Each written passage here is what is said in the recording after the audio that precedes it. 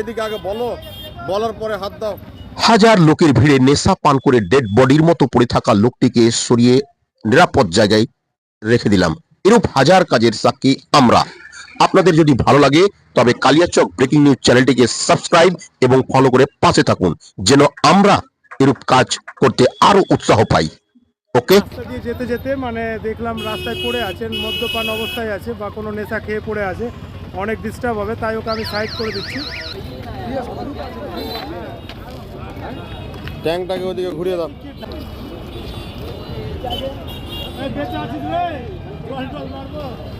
এই কি হয়েছে বলো তো, কি হয়েছে, কি হয়েছে?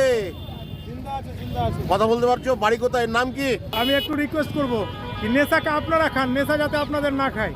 নেশাকে আপনাদেরকে খেতে গেলে এরকম রাস্তায় ড্রেনে কোথাও পড়ে থাকতে হবে। এক প্যাক মদে 250